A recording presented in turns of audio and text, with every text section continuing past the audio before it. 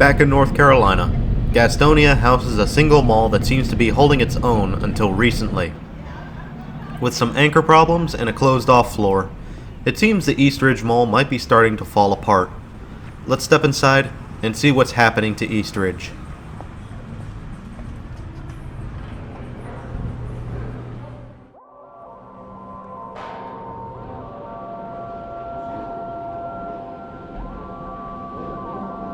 Built and opened in 1976 by Carlson Properties, the Eastridge Mall was built on the former site of the Rhine Dairy Farm.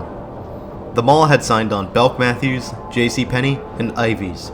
Of these three, Belk was the only anchor that remained in its original space, while Ivy's would be vacated after being acquired by Dillard's, and JCPenney would relocate to a new pad.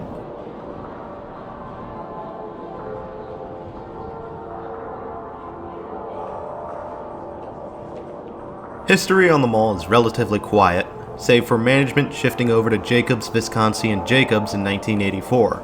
5 years later, Jacobs would purchase the mall from Carlson Properties for an undisclosed sum. In 1997, JCPenney would relocate from their old pad to a new pad in the northwest corner of the mall. Just a year later, Dillard's, having acquired Ivy's, would relocate from their old pad to a much larger new pad, which had gone up in place of the JCPenney building. Sears would come in to fill the void in the old Ivy's space.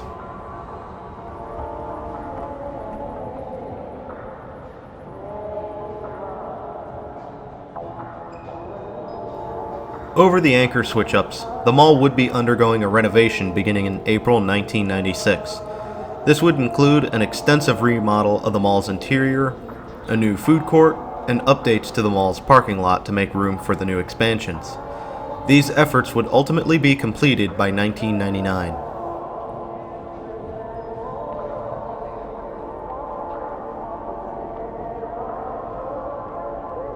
In 1999, the Richard E. Jacobs Group had announced that they would be putting upwards of 40 malls, including Eastridge Mall, up for sale. Around 2002, Westfield America Trust, based out of Sydney, Australia, had purchased Eastridge Mall, along with 8 other properties for the low price of $756 million. Westfield America went forward with a name change to Westfield Shoppingtown Eastridge. What a mouthful. Shoppingtown would be dropped from the name in 2005, but would remain on signage for the mall. In 2006, Eastridge would be the last mall in North America to be owned by Westfield America.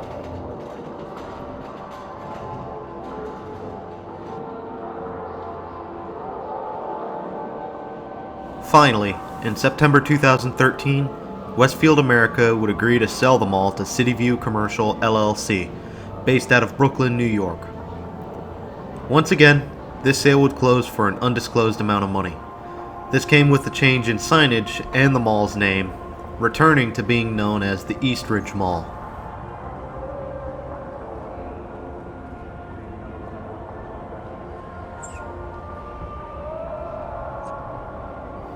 As a side note, the third floor in the mall, which you might have seen traces of, would have been home to the original food court.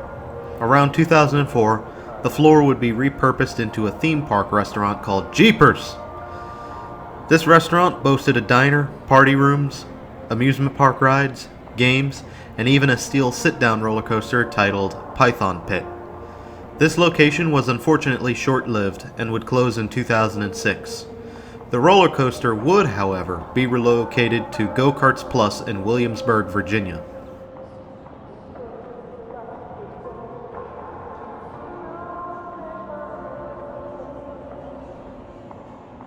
Cracks were beginning to show at Eastridge Mall when Sears began its path to destruction.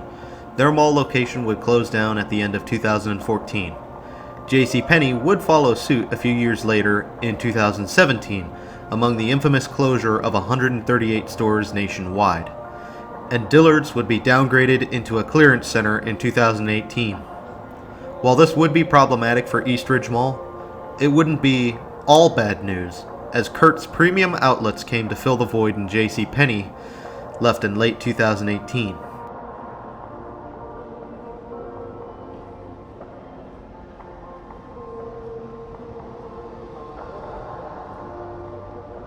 Today, Eastridge Mall does maintain a fair occupancy within the mall, but once again, the cracks remain visible.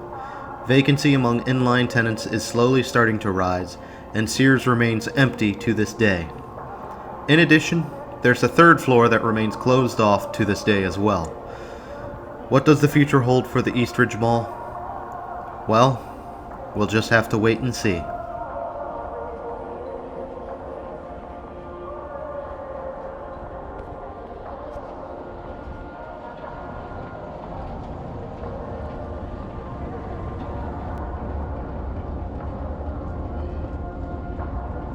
I am under the belief that this mall is living on borrowed time, but Curt's might be able to buy this mall some valuable time to clean things up.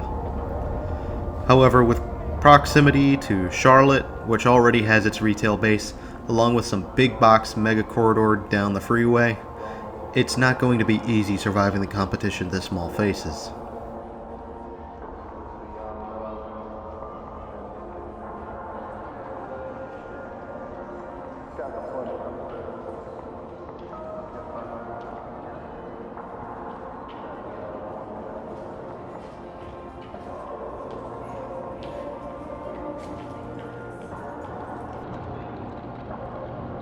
But this mall does have a pretzel stand, and that is always okay in my book, unless it's Auntie Annie's.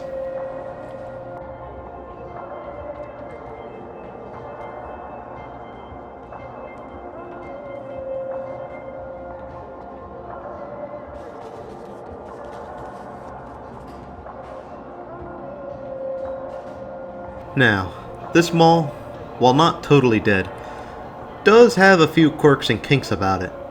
For one, you have the third floor that's just going unused. Low-key, I want to get up there in a future visit.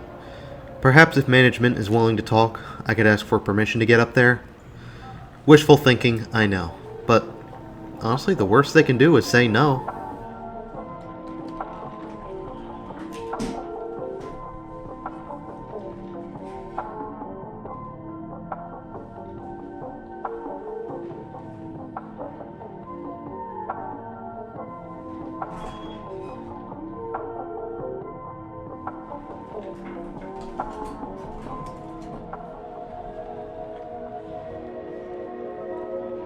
But beyond the third floor, you have the overall aesthetic that this mall boasts.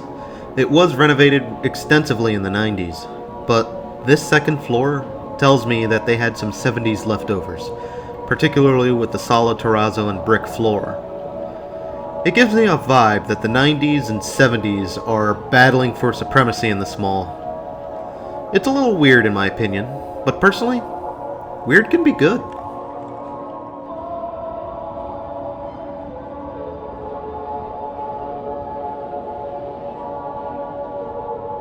Now, I could make predictions all day and night, but I won't with this mall. What could happen to it next will be anyone's guess. However, I will say that this mall should be on a watch list. It's not in good shape, and I still say it's living on borrowed time. If you're in the area, do visit the mall. However, do proceed with caution, as there is a busybody mall walker who dreams of being a vigilante. If he sees a camera, he will attack.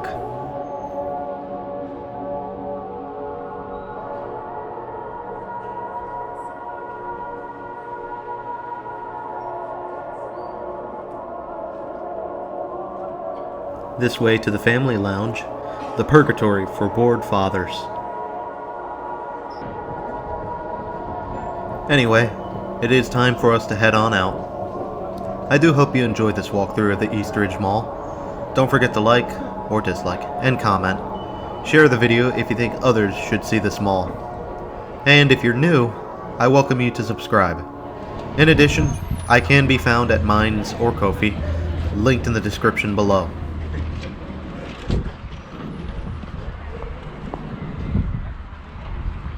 Until next time, this is Doomie Grunt wishing you and the Eastridge Mall farewell and good luck in the coming storm.